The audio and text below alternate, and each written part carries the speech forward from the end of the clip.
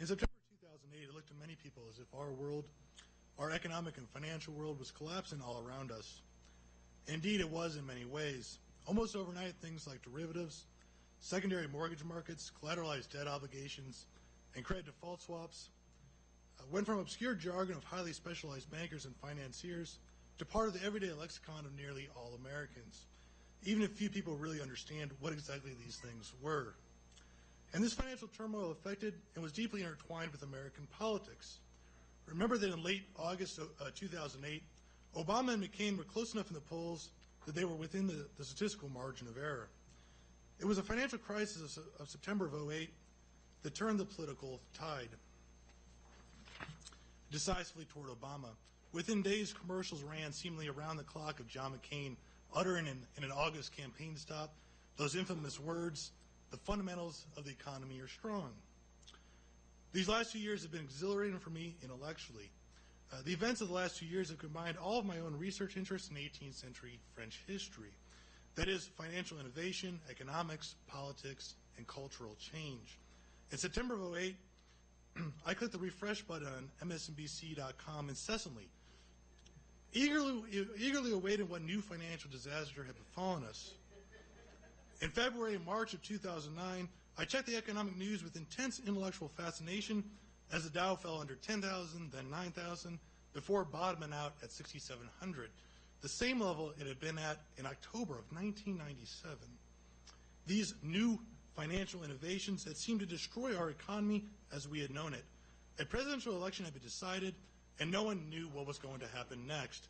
My own brother-in-law was a realtor, and his real estate business dried up.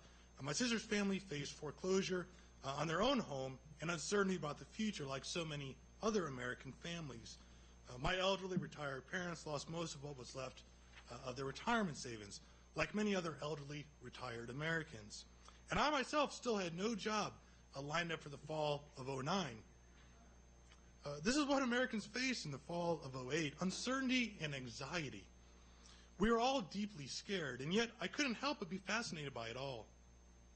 I couldn't help but feel this overriding sense of guilt at this immense intellectual fascination, well knowing that millions upon millions of Americans were facing intense suffering, financially and emotionally. I asked myself, why was I so fascinated with this? I finally realized that all of these things happening in the present, in the 21st century, were very much similar to my own research and writing. My own scholarship seemed intimately relevant to today. The financial crisis was blamed in large part on these new financial instruments referred to broadly as derivatives. These derivatives and those who dealt in them were almost immediately vilified in the media and by politicians. No less than Warren Buffett, the financial guru, known as the Oracle of Omaha, noted for his folksy and avuncular style, referred famously to both of these instruments as financial weapons of mass destruction. In language that seems strikingly close to George W. Bush's mushroom cloud in an American city, the people who dealt in these financial instruments threatened to destroy the economic way of life for every American. It was not only the weapons themselves, but the people behind the weapons that posed the danger. Financiers, or Wall Street as politicians took to demagoguery, were now the mortal enemies of average people, or Main Street. No less than President Obama referred disparagingly to those who had lent money to General Motors. I remember very distinctly watching from Ann Arbor, Michigan, just miles from the center of the American auto industry, the live press conference that Obama held at the White House on June 1st of last year, 2009. Obama announced that GM would be filing for bankruptcy protection, which many people feared at the time would mean the end of GM and possibly the great American auto industry. Obama also went on to blame certain speculators to whom GM owed money. And these speculators, as Obama referred to them, who were less than cooperative, forced the great American company into the unimaginable bankruptcy. At this point, you may be asking yourself, what does this have to do with anything you thought I was going to talk about today? Well, much of what has consumed our attention in the last 2 years, since September of 2008, actually parallels much of the happenings in Europe in the 1770s and 1780s, particularly in France and especially in Paris. These 2 decades, and really the entire 18th century, represented a watershed in the rise of modern financial capitalism, a topic that has been under-examined. And I don't think it's too bold to refer to the 18th century as one of financial revolution. And furthermore, I think there's a real connection between what I call financial revolution and the political revolution of the French Revolution, which began in 1789. What was so revolutionary about finance in the 18th century? For one thing, there were all kinds of new, even exotic, financial innovations. Merchants, often slave traders, began buying and selling, including short selling, currency and currency hedges on the large stock markets of Europe, including London, Amsterdam, and Paris. These contracts being bought and sold were basically the equivalent of what today we call futures contracts. Even today, futures contracts are considered by most people to be esoteric financial instruments. Regardless, these new innovative futures contracts made the transatlantic trade much more predictable, as prices would be guaranteed, not only for slaves, but also for tobacco, indigo, coffee, and the most important of all 18th century commodities, sugar. Furthermore, this period also saw the rise of all types of insurance. The market for maritime insurance exploded as international trade expanded. Fire insurance became more common, especially in large congested cities. And life insurance, for the first time, began to make its appearance. These financial innovations were all controversial, but I would argue that there was yet another more important implication for these new financial innovations. All of these things created a new modern financial capitalism with its sophisticated international financial markets. I would argue that this new financial capitalism intersects in a very important way with the rise of modern political culture. In short, I want to argue today that modern finance and modern politics were deeply intertwined. I'll get to the French Royal Lottery in just a moment, because the lottery is, I think, a really interesting example of this new economic and political culture. Let me first explain briefly a bit about the larger context. The 18th century world was growing in size and proportion in many ways. The century was one of near constant war with intermittent peace. So was the 17th century, but in the 18th century, what had been European wars became global wars. Europeans, particularly France and England, fought for dominance throughout the Atlantic world, as well as the Indian Ocean. And I hate to break it to Americans, but the French and English rivalry was not centered in North America. Both powers considered the Caribbean to be the crown jewel of European colonialism because of the vast wealth of the massive and lucrative sugar plantations offered. Sugar in the 18th century was referred to as granulated gold. And with all due respect to our Canadian friends, the French traded the entirety of French Canada for the tiny little island in the Caribbean in 1763, the island of Guadeloupe, which is still a part of France to this day. The cost of these global wars grew exponentially. Indeed, every war in the 18th century cost France more than the previous war. With these wars, the French crown went more and more in debt, consistently pushing its fiscal limits. This was even more difficult because of the French political system. The French monarchy claimed to be absolutist, but absolutism was always more theory than reality. In theory, the French monarch had complete and total political power, but in reality, the king had to have any new taxation approved by the Parlement of Paris, a combination, if you will, of the U.S. Supreme Court and the U.S. Congress. Parlement is simply the French word for parliament, but as I said, it meant something very different in the 18th century. Under the French Constitution, which was unwritten, just as the British Constitution was, the Parlement had to approve any new taxation proposed by the king. And it was being asked to do so on an increase in basis, particularly after the disastrous 7 Years' War, which ended in 1763 and cost the French a great deal of money. Known to Americans as the French-Indian War, the war was an utter and humiliating defeat for the French, which had most of its navy destroyed by the British. With piles of record debt, the king tried to push through new taxation measures even after the peace of 1763. The members of the Parlement pushed back and caused the French king constant headaches for years to come. These political disputes and power struggles led to numerous political machinations and threatened to undermine and destabilize the entire French political system. Louis XVI came to the throne in 1774 after the death of his grandfather. And Louis XVI will have the distinction of being the only king whose rule will end before his death for obvious reasons. In 1774, the entirety of the French political and constitutional system seemed to be on the verge of collapse, over these very fiscal issues.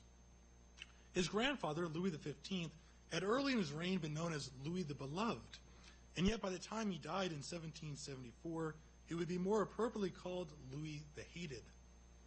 He was so hated because Louis XV took to the habit of unilaterally imposing taxes without the approval of the Parlement of Paris. In other words, Louis XV ruled in ways considered unconstitutional. Louis XV and his taxes were attacked as despotic. Indeed, few mourned his passing in 1774. Louis XVI was anxious to become the darling of the French public. In fact, he wanted little more than to be popular, yet he was also dealing with a lingering and growing fiscal crisis. Louis XVI and his ministers knew that any attempt to raise taxes would be met with accusations of despotism. This is because everyone knew in this highly politicized environment that the Parlement of Paris would refuse to approve any new taxes, as had always been its traditional and constitutional role. If Louis XVI were to raise taxes, he would have to do it without the Parlement of Paris. He would undoubtedly be accused of using extra parliamentary and extra constitutional measures that would be deemed coercive and despotic. Louis XVI and his ministers were determined to avoid charges of despotism, charges that had plagued his grandfather. The only way to do this was to avoid raising taxes. Louis XVI's most prominent finance minister, the most powerful of royal ministers, was a man named Jacques Necker. Jacques Necker, who also loathed taxes. Necker, in my opinion, is the most important person in European history whom no one in this room has probably ever heard of, except, of course, the students who took my French Revolution class, I hope. Necker was one of the most powerful, influential, and creative bankers and financiers in Europe at the time. Well, he was a famous financier who helped, by the way, to create the first collateralized debt obligation. They're not actually new. Necker understood intuitively the connection between finance and economics and the larger political context. Necker offered a unique idea to Louis XVI as finance minister. To get around the political problems of raising taxes, why not just borrow money? The French monarchy had always borrowed sums of money, but only during wartime. Financing the government's regular expenditures in peacetime by borrowing money as a matter of regular fiscal policy was extraordinary and unprecedented. Now we do this as a matter of national policy, and it doesn't seem so shocking. But let's keep perspective of how odd and radical this should seem. Necker understood that the French monarchy much like he understood his own banking operations. He wanted to leverage the monarchy. Debt caused minimal political contention since the monarchy could borrow money without consulting the contentious Parlement of Paris. Yet there were more important political implications for this type of a policy of permanent indebtedness. Because permanent indebtedness meant permanent borrowing. What does one need, after all, to borrow money at reasonable interest rates? Credit. And what is credit other than the trustworthiness of the borrower? After all, having good credit simply means that the lender can trust a borrower to pay back the money lent. And furthermore, what is the difference between borrowing and taxation? Taxation is coercion. The government can force one to give it money through taxation, but with borrowing, the government has to convince lenders to lend the monarchy money. It reversed the power dynamic between king and subject. The king was no longer forcing the transaction. The king's subject was now in the driver's seat, so to speak. And Jacques Necker understood the implication of public indebtedness as well as anyone. He went on something of a publicity blitz to convince the lending public of the creditworthiness of the king. And in doing so, he transformed modern political culture. The monarchy had to gain the trust and confidence of the public. No one, after all, would lend money to the monarchy if they feared a bankruptcy, of which the French monarchy had a long history. The monarchy had nearly 150-year history of what we refer to as partial bankruptcies. This often took the form of the king borrowing money in times of war, and then during peace, unilaterally lowering interest rates. This would be the equivalent of the U.S. government selling a 30-year bond today at 6% interest rate, and then later lowering it to 4%. It was reneging on the financial agreement. Imagine if you called your mortgage company and told them you are now going to pay only half the interest you had agreed to. Your credit would be shot. Necker understood intuitively the importance and power of the public opinion, and public credit. In a time in which we are used to seeing daily tracking polls of public opinion and popular support for American presidents, it is worth taking a moment here to reflect on the very idea of public opinion, which was becoming so important in the 2 to 3 decades before the French Revolution. Public opinion was a new force in the 18th century. Indeed, many historians, myself included, consider it the most powerful, innovative, and transformative political force of the time. So why is public opinion so important? It's worth taking a second here to discuss how public opinion was actually used. During those debates about taxation, especially after the 7 Years' War, which ended in 1763, the French monarchy and the Parlement of Paris and other opponents of the king constantly used in their defense against the king the idea that they represented the voice of public opinion. They represented the will of the public against the king's will. Now keep in mind that this is within an ideological context in which French kings would state openly and without hesitation the catchphrase "L'État c'est moi," normally translated as "I am the state." This short phrase embodied the entirety of French absolutist ideology. The French king represented the entirety of the nation of France. The king was France, and France was the king. The two could not be separated. The king's will was necessarily France's will.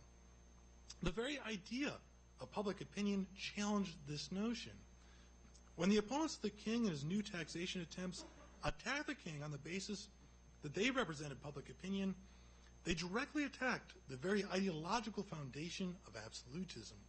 They implied that the public opinion was, in fact, a legitimate force in French politics. They implied the public's will was at least as important as the king's will. The king said, "I am the state," and now the public said, "We are the state."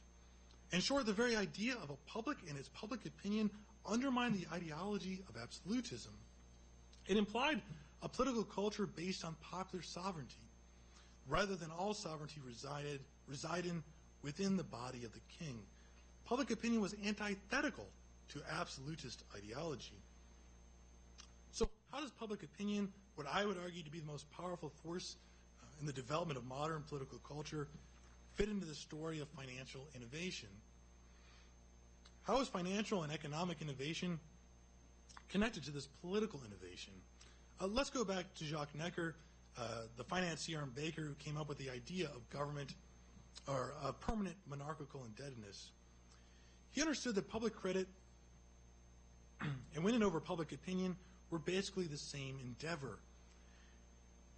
He decided that rather than fight in public opinion, he would wholeheartedly embrace public opinion, the very force opposed to the idea of absolutism.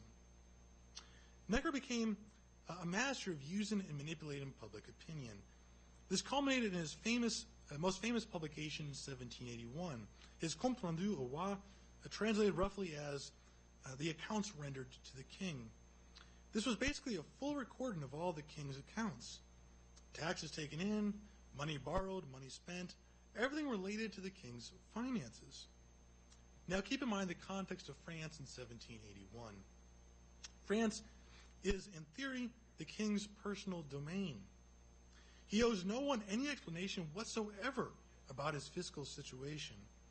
This is the first time ever in the history of France that the king's books have been made public. Necker lifted for the first time the veil of secrecy around the king's accounts. And with it, he implied that the king's accounts were not just the king's accounts. He implied that the public had a right to see them. He openly encouraged the public to judge the monarchy's fiscal affairs. Indeed, this is exactly what he wanted. He wanted the public to judge the monarchy. He wanted to judge the monarchy positively and creditworthy, so that the newly empowered public would lend money to the king, the money that Necker so desperately needed as finance minister. Now, it's worth noting that the Compte Rendu was about as accurate as Enron's books, but the political implications were very real. Although many people, including historians today, along with later argued about the accuracy of Necker's numbers, neither historians nor contemporaries disputed that Necker was openly appealing to the public and its opinion in a very new way. Indeed, Necker's Compte Rendu became a veritable bestseller of the day, with tens of thousands of copies printed and sold within months of its initial release. That's how novel and exciting this was. The public couldn't believe the radical idea of openly looking at the king's books and eagerly pursued it. It's hard to imagine this kind of public enthusiasm today over a budget. After all, when was the last time anyone here read the American federal budget? Anyone?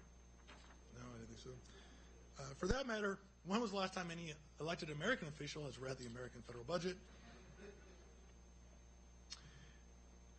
But the public understood that this wasn't just about a budget. This represented an ideological transformation.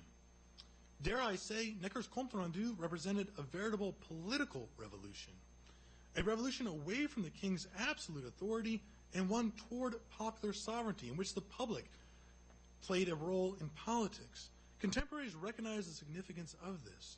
Many within the king's government recognized this, particularly the great nobles of the realm. One powerful noble, who happened to be the foreign minister, the Comte de Vergennes, openly protested to Louis XVI that Necker's appeal to the public was undermining the king's royal majesty, and in particular the absolute authority of the king. After all, how can the king claim absolute sovereignty when he's asking mere commoners to pass judgment on his finances? For Vergennes, the affair was not merely a matter of money.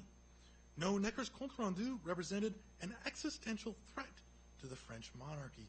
The financial implications were important, but the political implications were even greater. So how does the royal lottery fit into this story? Well, I've already tried to suggest that there were dramatic financial innovations during the 1770s and 1780s. One of these was simply the French monarchy's new reliance on massive amounts of debt securities, which were openly sold on the public stock markets, just as we do today. There are also numerous other financial innovations. Perhaps most controversial of all, the Crown created the French Royal Lottery in 1776.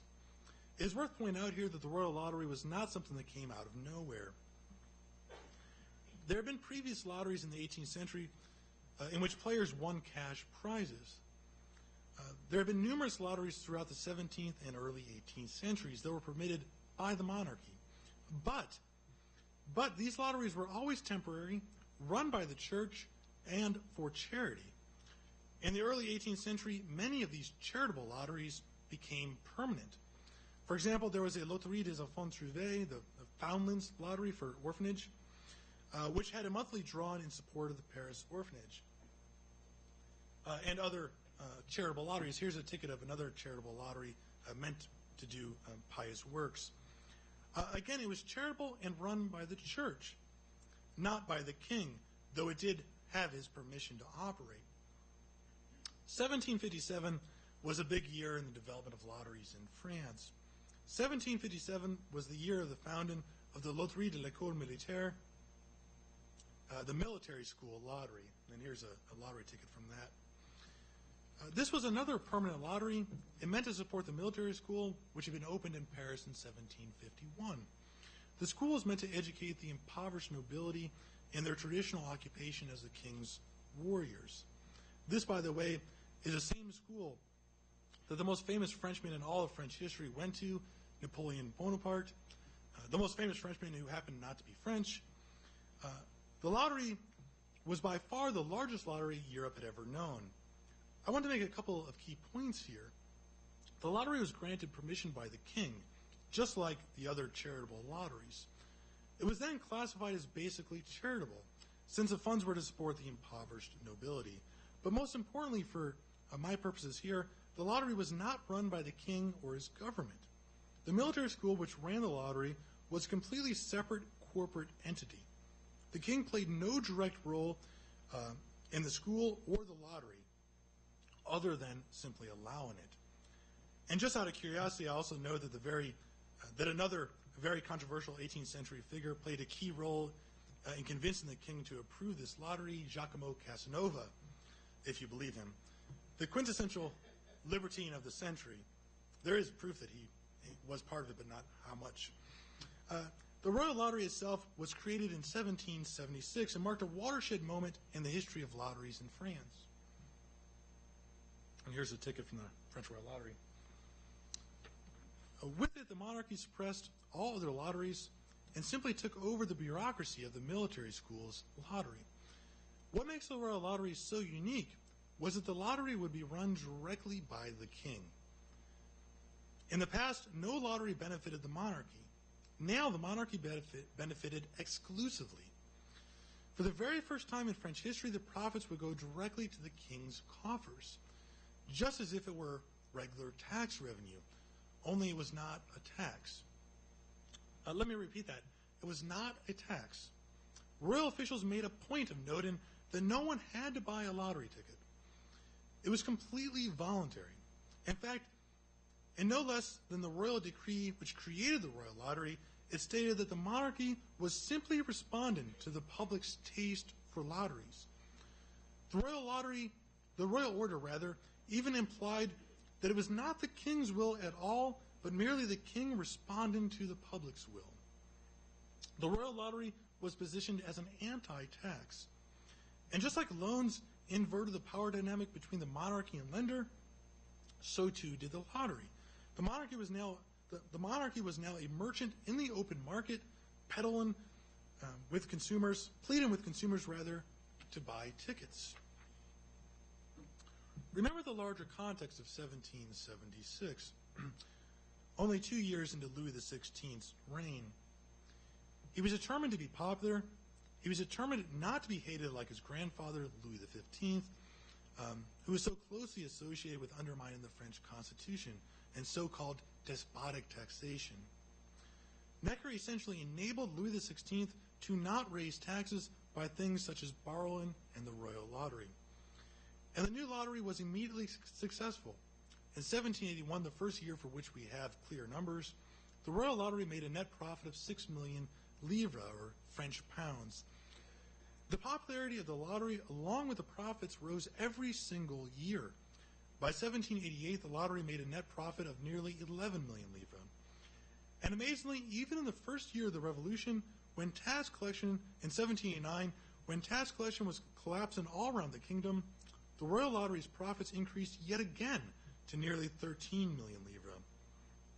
By the time of the Revolution in 1789, the Royal Lottery accounted for nearly 3% of the king's total revenue. That is the equivalent of just over $100 billion for the American government today. But more important than the size of the money brought in was the political and ideological significance of the Royal Lottery, much like Necker's Compte Rendu. Necker became just as popular as the lottery itself.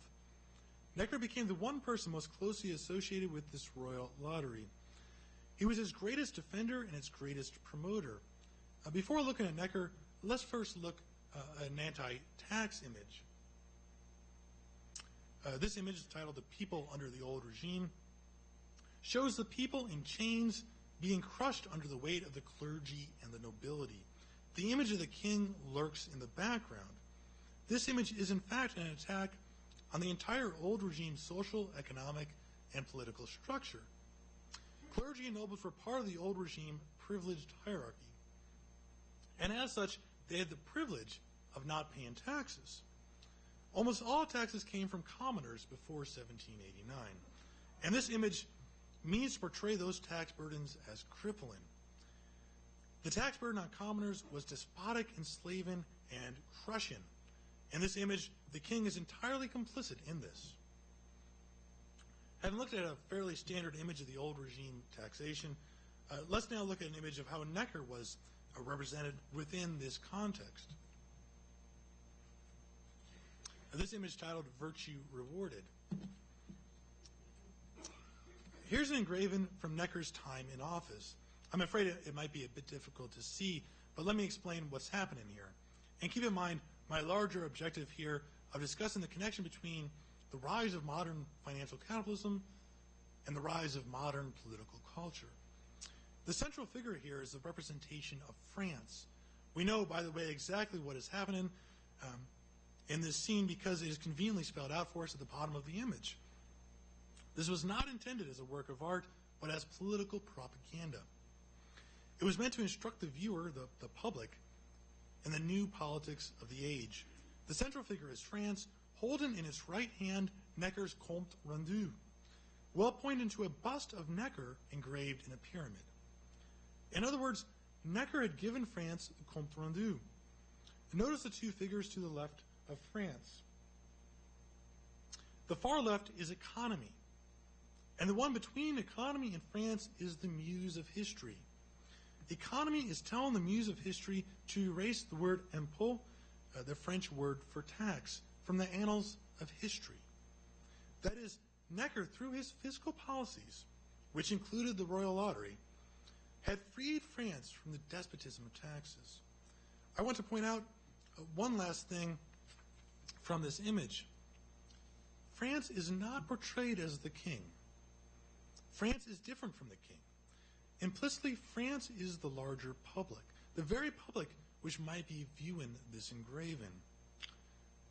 As if to say that Necker's Compte Rendu essentially separated the king and France. Necker created the new France of the public, the new France based on popular sovereignty.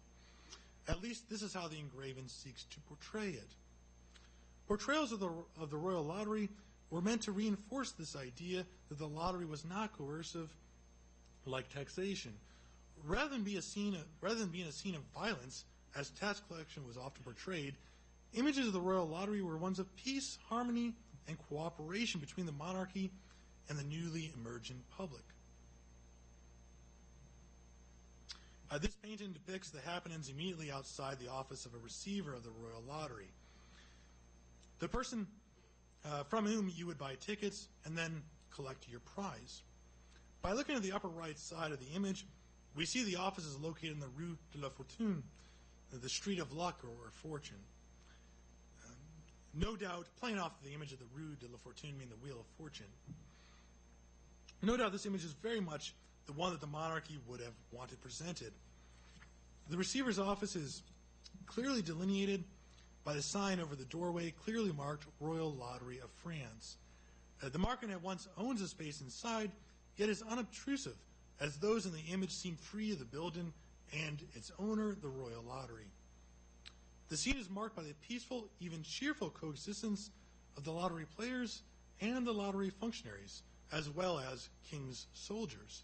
Note that there's a soldier in the lower right, but he's looking away from the lottery. He's certainly not there to extract money. Instead, the players are returning their win tickets to receive their money. With the winning numbers plainly visible on the placard below the marquee, the players are returning their tickets to the receiver seated with his account books before him.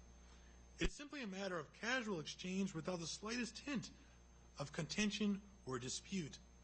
The entire scene is one of peace and harmony. Even the receiver's office blends seamlessly into the city scene behind as the street and his building fade into the distance. While the image is specifically of a receiver's office, it can also be read as a depiction of the Royal Lottery itself, as fitting harmoniously into French life. This is a very different scene than what we looked at earlier, with the people of France being crushed under the weight of taxes imposed by the ruling classes. There was a similar effort to depict and portray lottery drawings as equally calm and reassuring. The drawings were to be held twice a month in Paris on the 1st and 16th of each month. And they too were orchestrated in such a way as to garner public confidence. Perhaps most importantly, though, the drawings would happen publicly at the City Hall and in the presence of various officials as well as the public. The drawings would be done both under the watchful eyes of the public and royal officials. The print here depicts one such drawing. The officials sit at a raised table while facing the crowd attending the drawing. The crowd likewise sits below facing the officials. Between the two groups and in the middle of both of their lines of vision is the Wheel of Fortune with a blindfolded child picking the numbers randomly. Another person stands behind the official to hold up the larger likeness of the number for the crowd to see. The scene is bustling but not chaotic. There seems to be a soldier in the foreground, but he appears more distracted than attentive or menacing. Everyone has a part to play, even that part is merely to watch. In fact, the public gaze and attention of all involved seems to be the most important aspect. The image serves to reinforce a sense of confidence in the equity and integrity of the drawing. The child picking the numbers suggests honesty, even innocence. Both of these images reinforce a new political force represented by the Royal Lottery, a new political force of the public and a limited absolutism. To give you some sense of the vast political implications of the Royal Lottery, and again, I'm simply using the Royal Lottery as one example, let's fast forward to the French Revolution in 1789, when the politics behind it were laid bare. Taxes were so hated under the old regime and judged so unfair that the revolutionary government actually did away with the word tax. The word tax would no longer exist in the French language.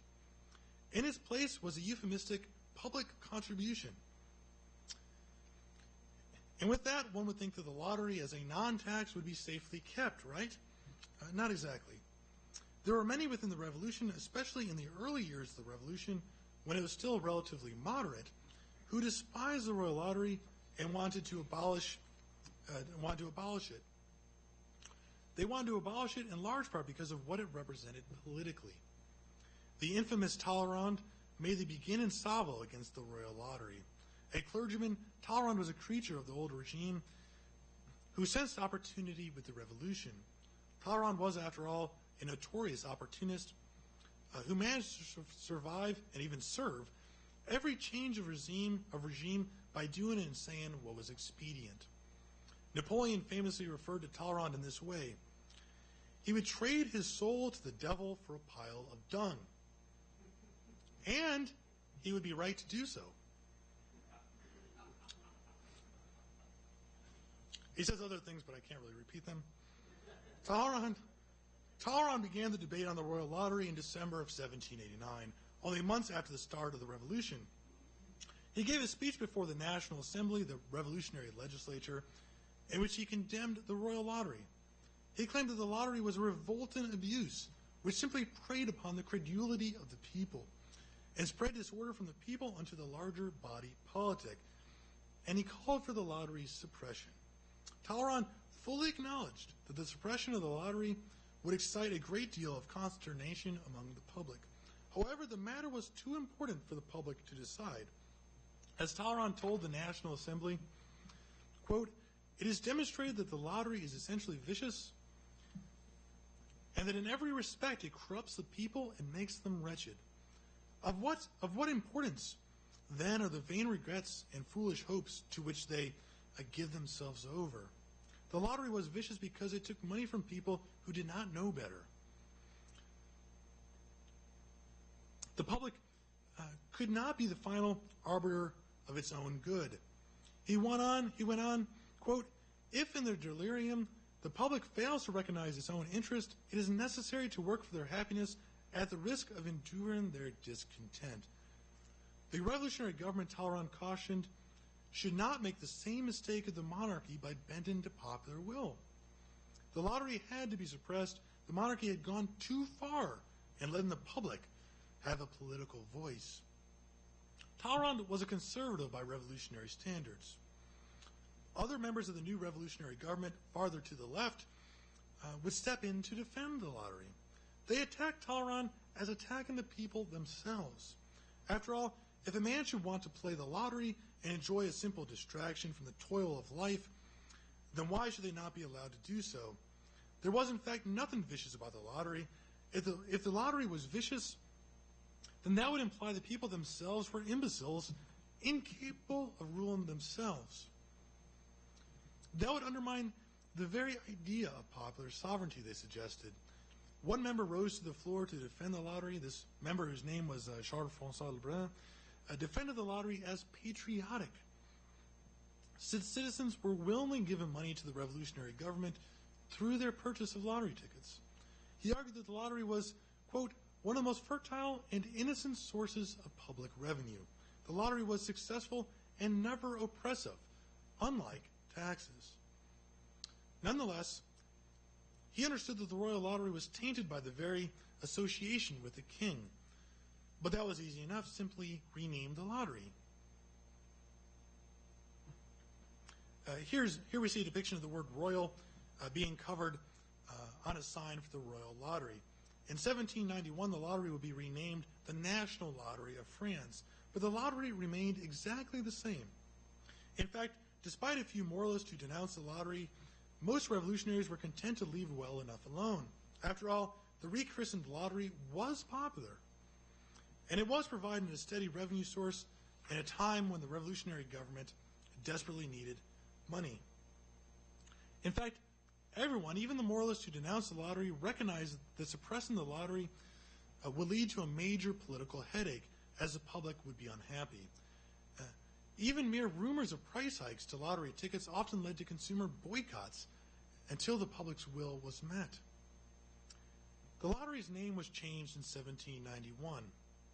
The next year, 1792, would see a dramatic change in the course of the revolution.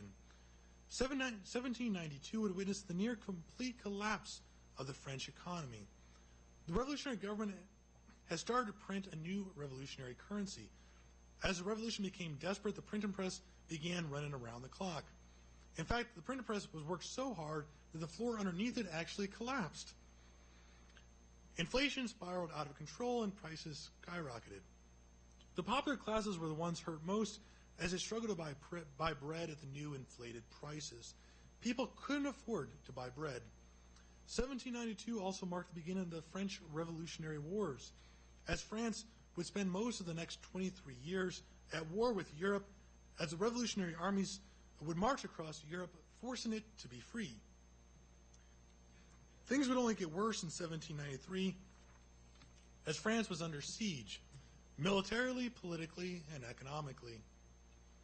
From the summer of 1793 and into 1794, France would fall into the grips of the terror, as the revolutionary government tried to root out its enemies from within. By the fall of 1793, people were protesting in the streets, calling for price controls on daily necessities. These protests turned into mobs, and the mobs blamed bankers, merchants, and men of finance. The mobs wanted price controls and anything related to finance suppressed. This included insurance, lending money at interest, stock trading, and the lottery. All things financial were attacked as speculation, including the lottery. Insurance was made illegal, lending on interest was banned, the Paris stock market was shut down, and the national lottery was suppressed. By the time the lottery was suppressed in November of 1793, it had already become financially meaningless, as inflation and economic chaos set in. By the time the lottery was suppressed, it was only making a fraction of its profits it had made at its height. 3 million livres in an environment of hyperinflation versus 13 million livres under stable economic conditions. The lottery would not be gone for long. As the terror ended and the government looked for ways to raise stable revenue, they once again looked to the lottery.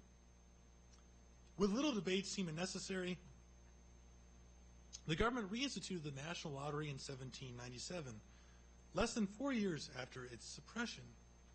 Why did it do so? For much the same reasons the monarchy had created it in 1776. It needed money, and as one official noted, public opinion is favorable to the restoration of a national lottery. The public wanted it. The lottery was politically viable in an age in which the public, by now, expected to have its voice heard. In fact, what followed was an unmitigated reestablishment of the national lottery. The official decree stating that the lottery was to be returned and operate exactly as it had been at the time of its suppression. The Royal Lottery had returned. It makes sense that the Royal Lottery, or that the lottery survived the revolution, because in many ways, the lottery created the revolution, or at the very least, the forces that created the lottery also created the revolution. The revolution represented in many ways the apotheosis of the idea of popular sovereignty, and the idea that the public was an important political force. But that ideological and political revolution can be seen well before 1789 and the financial innovations of the 1770s and 1780s.